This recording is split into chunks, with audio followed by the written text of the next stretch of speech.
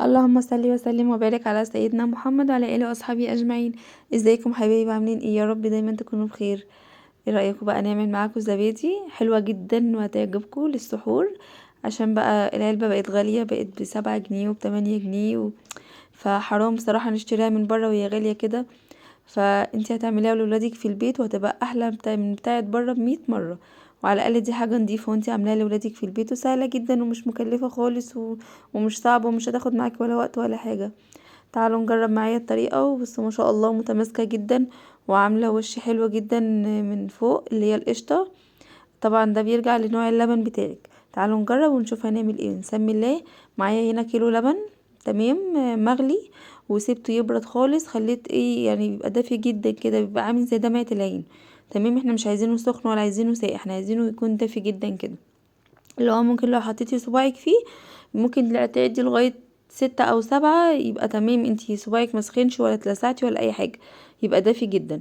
ونجيب معاه بقى نركنه، ونجيب معاه علبة زبادي، الزبادي اللي انتي تحبيها. تمام، انا جبت زبادي جهينة وبتاريخ جديد، ما جبتش بتاريخ قديم. وحطيتها بس الاول في بولة كده او في كوباية، واحط عليها حبة لبن بحيث ان انا بس ايه ادوب معايا الزبادي مع حبة لبن، وبعد كده اقلبه على اللبن كله عشان لو في اي تكتلات او في اي حاجه كله يدوب مع بعضه. تمام، انما ما حطيتش انا علبه الزبادي على كيلو اللبن كله، عشان بس ايه تتجانس مع حبه لبن صغيرين، وبعد كده هقلب كله على بعض عشان ما يبقاش في معايا اي حاجه باقيه ولا كده. تمام، انا هنا كنت خلاص قلبتها مع حبه اللبن، وهقلبهم بقى ايه مع بقى على بقيه اللبن. تمام، واقلبهم بقى مع بعضيهم. هي الزبادي سهل جدا ومش بيحتاج مقادير ولا بيحتاج اي حاجه ولا صعب خالص. تمام، هقلب بقى معايا اللبن كويس مع الزبادي. وانا هنا كنت مسخنه ميه في الكاتل، كنت غلياها وسايبها تبرد، مش تبرد، انا عاوزاها مغليه، كنت لسه طافيه عليها. بس هجيب بقى اقلب اللبن كويس كده مع الزبادي، وعشان ما يبقاش فيه اي تكتلات ولا يبقى فيه اي حاجه خالص.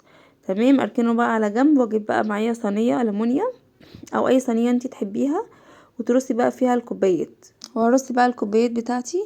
عندك مكنه زبادي، تمام، شغليها مفيش مشكله، حطي فيها الزبادي وسيبيها، بياخد من 6 ساعات ل8 ساعات. بس هو بصراحه ربط معايا من 6 ساعات على طول، يعني انا عملته قبل الفطار من بعد الظهر كده، وبعد الفطار لقيته كان جميل، رحت حطيته بقى في التلاجة وسيبته بقى لغايه السحور وسحرنا بيه. بس كان حلو جدا وطعمه جميل واحلى من بتاع بره ب100 مره. وجربوها وشوفوا انتوا النتيجه بنفسكم. هنا بقى معايا رصيت الكوبايات بتاعتي.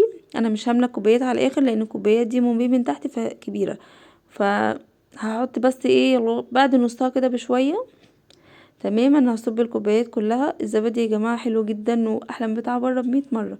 جربوه، بس اهم حاجه يكون اللبن اللي انتوا جايبينه اللبن كويس ويكون لبن بلدي. هيديكوا نتيجه حلوه وهيعمل وش حلو للبن.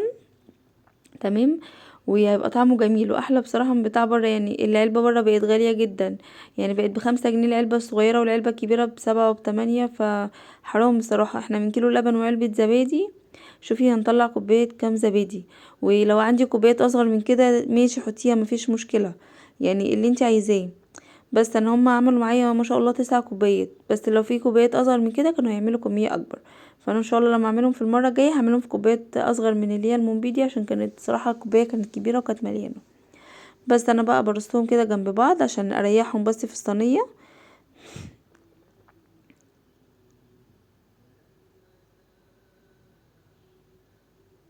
بس اصب بقى اخر كوباية دي، هما يا دوبك جم بالظبط ما شاء الله 8 9 كوبايات.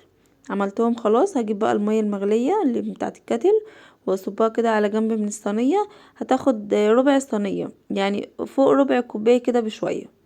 تمام، يعني فوق ربع الكوباية نملاها مية كده مغلية. واحط بقى عليها ايه شوية خل، حبة خل صغيرين، ليه؟ عشان ما يسودليش الصينية. الخل لما بنحطه مع المية المغلية في الحلة او في الصينية ما بيخليهاش تسود. بس هتخلصوا وهتشيلوا الصينية، طبعا دي مية مغلية وهتقعد كام ساعة هتلاقوا الصينية اسودت. بس لا، جربوا بالخل مش هتلاقوا الصينية كأنها زي ما هي، مش محتاجة حتى تتغسل. بس كده انا خلاص كنت حطيت المية وحطيت الزبادي. هغطيها بقى، انا كنت مشغلة الفرن شوية دفي، وبعد كده انا غطيتها بفوطين عشان اقفلها خالص عشان السخونية ايه تعمل الزبادي. وحطيتها في الفرن، دفيت الفرن وبعد كده حطيت فيه الزبادي وقفلته. قعد 6 ساعات، وبعد الفطار بعد 6 ساعات انا كنت عاملاه من قبل الفطار، لقيته ما شاء الله متمسك وجميل. رحت حطيته بقى في التلاجة عشان يسقع، وزي ما انتم شايفين بجد النتيجة تحفة، حلوة جدا جدا. جربوه وهيعجبكم جدا. وبصوا بقى ما شاء الله عامل وش حلو قوي وطعمه جميل، عشان خاطر برضو اللبن بتاعنا اللي معنا حلو، وهو الزبادي كان نفسه ما شاء الله بصوا متماسك جدا وكان طعمه خطير. جربوه وان شاء الله هعمل معاكم زبادي بالفراولة وزبادي بالمانجا، بقطع الفراولة وقطع المانجا. وهعمل لكم برضو زبادي الفراولة اللي هو بيبقى في العلب ده. حلو جدا يا جماعة، وجربوه وبألف هنا، وكل سنة وانتم طيبين، والسلام عليكم ورحمة الله وبركاته.